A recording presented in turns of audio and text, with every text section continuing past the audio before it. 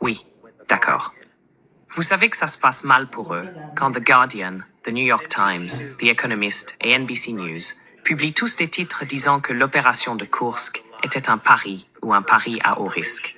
Ils disent tout cela, ce qui indique que les choses tournent très mal pour l'Ukraine. Ils ne peuvent tout simplement pas le dire ouvertement.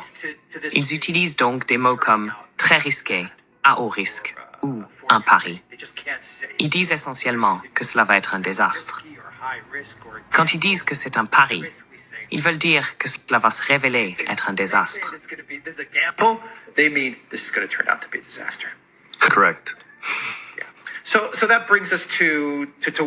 Cela nous amène à pourquoi cela va être un désastre. La raison en est qu'ils ont détourné tant de ressources vers Kursk, ce qui a accéléré l'effondrement de New York. Je crois que New York est maintenant entièrement sous le contrôle de l'armée russe. Nous n'avons pas encore reçu de confirmation officielle du ministère de la Défense, mais les chaînes ukrainiennes disent que New York est perdu et que la Russie l'a capturé. Nous parlons de zones très fortifiées.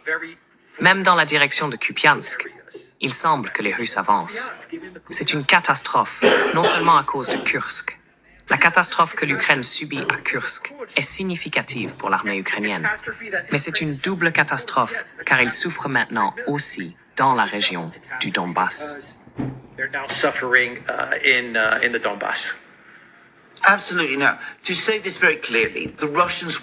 Absolument. Pour être clair, les Russes auraient fini par atteindre tous ces endroits. Ce que l'opération de Kursk a fait, c'est accélérer considérablement ce processus, probablement d'1 ou 2 mois. Je ne pense pas que ce soit une exagération. Si les forces envoyées à Kursk avaient été déployées pour défendre Toretsk, ou peut-être plus important encore, Pokrovsk et la région environnante, la situation aurait considérablement ralenti. Les Ukrainiens auraient pu accomplir quelque chose, mais ils ne l'ont pas fait. En conséquence, tous ces lieux clés sont maintenant en danger d'effondrement. Nous parlons de lieux importants comme Pokrovsk.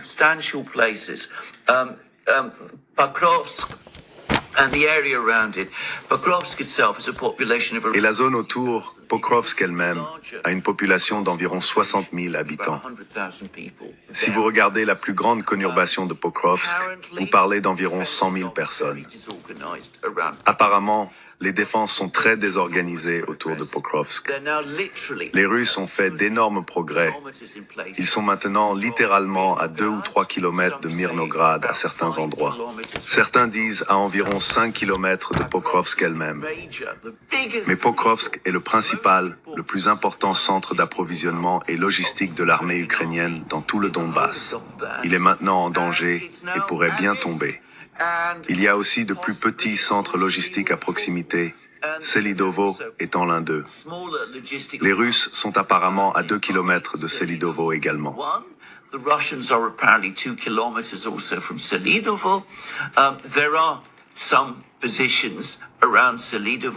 Il y a certaines positions autour de Selidovo, y compris quelques mines de charbon. Certaines personnes sont plutôt optimistes, pensant que les Ukrainiens pourraient être capables d'organiser des défenses autour d'elles. Cependant, il est probablement trop tard car Pokrovsk était bien situé à l'arrière et n'était pas particulièrement bien fortifié. Il n'y a aucune indication de la création de champs de mines denses autour de cette zone ou quelque chose de similaire. Si Pokrovsk tombe, toute la situation d'approvisionnement pour l'Ukraine commence à s'effondrer à travers le Donbass. La principale route d'approvisionnement depuis Dnipro, la grande ville industrielle sur le fleuve Dniepr, serait coupée. Les forces ukrainiennes feraient alors face à une crise opérationnelle massive. De plus, les Russes pourraient également couper les routes à l'est de Pokrovsk.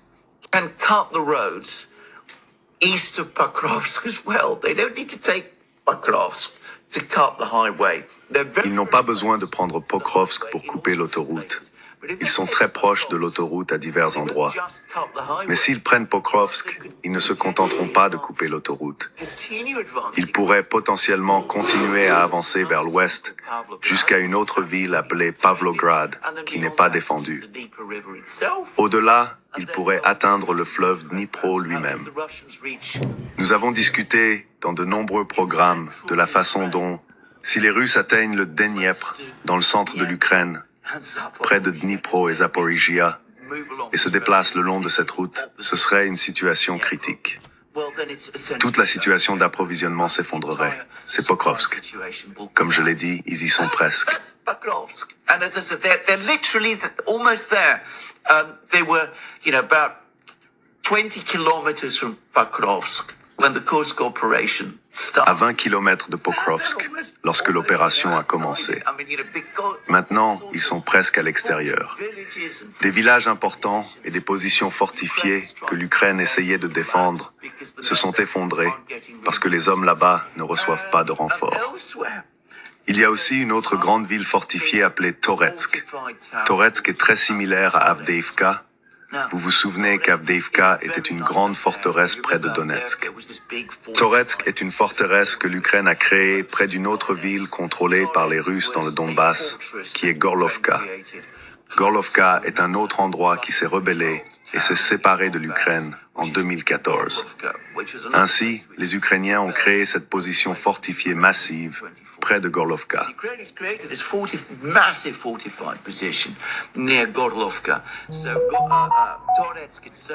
Toretsk lui-même est très fortement fortifié. New York est plus qu'un simple village, c'est une sorte de banlieue de Toretsk et l'une des positions les plus fortement fortifiées que l'Ukraine a créées dans le Donbass. Toute la situation s'effondre. Comme vous l'avez justement dit, New York a presque certainement été capturé. Nous n'avons pas encore eu de confirmation officielle, mais les Ukrainiens admettent que New York s'est effondré. Tous les autres endroits autour de Toretsk se sont également effondrés.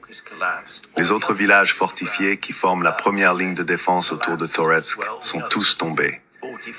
Il y a des rapports selon lesquels les Russes sont maintenant bien à l'intérieur de Toretsk lui-même. They've all collapsed. Reports that the Russians are now well inside Toretsk itself. It looks as if, within a few... Il semble que dans quelques jours ou semaines, les Russes captureront Toretsk, l'une des positions les plus fortement fortifiées. Tout comme cela s'est produit lorsque Avdeïvka est tombé, il n'y a pas de défense fortifiée que les Ukrainiens possèdent au-delà de Toretsk. Les Russes peuvent avancer jusqu'à une ville importante appelée Konstantinovka, qui est un autre centre d'approvisionnement significatif, bien que moins important que Pokrovsk. Les approvisionnements passent par Pokrovsk sur la route principale vers Konstantinovka. Si les Ukrainiens perdent à la fois Pokrovsk et Konstantinovka, leur situation d'approvisionnement s'effondre essentiellement à travers le Donbass. Ainsi, les Russes peuvent avancer jusqu'à Konstantinovka. Au-delà de Konstantinovka se trouvent Slaviansk et Kramatorsk. Beyond Konstantinovka are Slavyansk and Kramatorsk. If Konstantinovka is lost, Ukrainians... Si Konstantinovka est perdue, les Ukrainiens ne pourront pas tenir les deux villes restantes. La bataille du Donbass et de l'Est de l'Ukraine sera terminée. Nous recevons diverses autres mises à jour, bien qu'elles ne soient pas aussi cruciales que la situation à Toretsk. Il y a une petite rivière à l'ouest de Slaviansk, appelée la rivière Jerebets. Il est maintenant confirmé que les Russes l'ont traversée. Les Ukrainiens ont publié des images montrant des troupes russes opérant à l'est de la rivière Jerebets. Comme vous l'avez mentionné, la situation à Kupiansk se révèle très mauvaise pour l'Ukraine. Cela se produit parce que l'Ukraine n'a pas de réserve, ce qui conduit à une attrition agressive.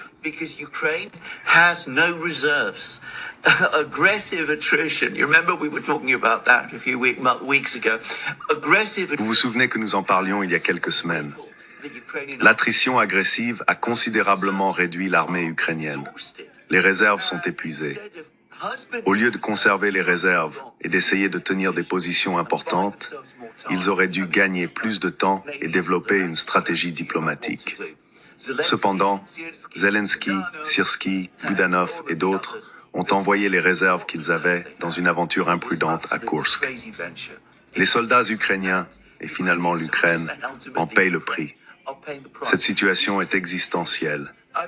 Si les événements continuent comme ils le sont dans le Donbass, nous pourrions assister à un effondrement militaire très bientôt, possiblement avant l'élection américaine en novembre. Very soon, before the election in the United States in November. Yeah, so didn't the United States know this? Les États-Unis n'étaient-ils pas au courant de cela? We are getting reports now. Nous recevons maintenant des rapports indiquant que la CIA était au courant du plan d'entrée à Koursk presque un an à l'avance. Cette information provient du New York Times, qui affirme que la CIA connaissait le plan, bien qu'elle ne connaissait pas le moment exact ni les détails. NBC News a rapporté la même chose. Les États-Unis étaient au courant de cela, bien à l'avance. Mais ils n'étaient pas clairs sur les spécificités. Ils ont été tenus dans l'ignorance de la manière dont tout cela se déroulerait. Cependant, nous commençons à voir certaines admissions des médias occidentaux selon lesquelles les États-Unis étaient au courant de cela. Alors les États-Unis ne se rendaient-ils pas compte que si l'Ukraine entrait à Koursk, ils devraient fournir une surveillance, des informations et une stratégie pour l'opération?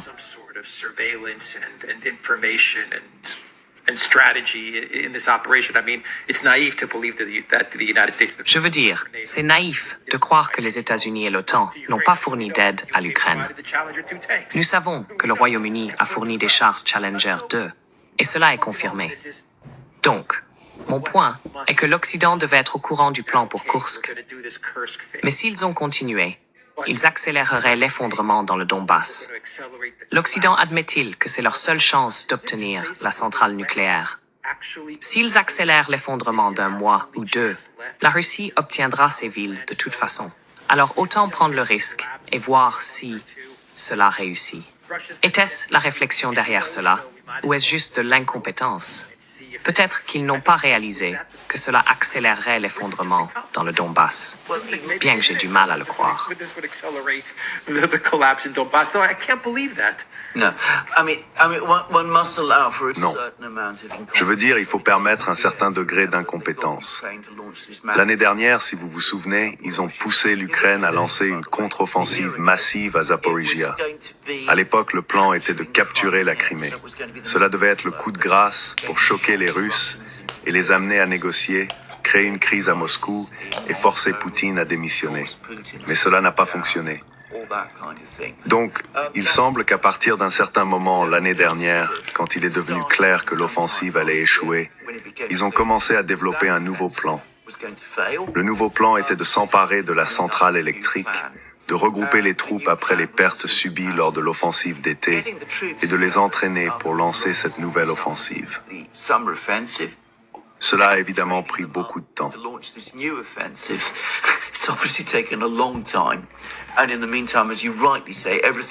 Et entre-temps, comme vous le dites à juste titre, tout le reste s'effondre autour d'eux. Ils réalisent maintenant que la Crimée est hors de portée. Ils ne peuvent absolument pas prendre la Crimée. Mais l'objectif reste le même. Provoquer une crise à Moscou et entraîner l'effondrement du gouvernement de Poutine. Vous ne pouvez pas le faire en capturant la Crimée et la guerre est perdue partout ailleurs. Alors, comment allez-vous le faire? Vous saisissez la centrale nucléaire de Koursk et essayez de faire chanter les Russes pour obtenir une sorte de capitulation. Créer une atmosphère de crise qui pourrait ensuite mener à une crise à Moscou même. La position de Poutine pourrait commencer à sembler fragile à ce moment-là et vous pourriez éventuellement obtenir le changement de régime que vous recherchez depuis le début de ce conflit. C'était, je pense, le plan. That, I think, was the plan. Now, I don't know to what extent the military in Washington. Maintenant, je ne sais pas dans quelle mesure l'armée à Washington a été informée à ce sujet, car j'ai l'impression que certaines personnes là-bas ont été prises par surprise. Mais on peut voir comment les décideurs à la Maison-Blanche, comme Sullivan et Blinken, et ceux des agences de renseignement qui ne sont pas des militaires, ont pu élaborer ce plan. Ils ont peut-être pensé c'est notre dernière chance.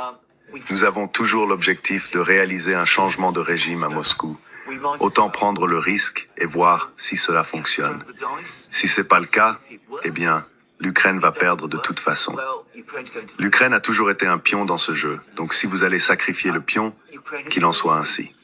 Cela semble être la stratégie de l'OTAN.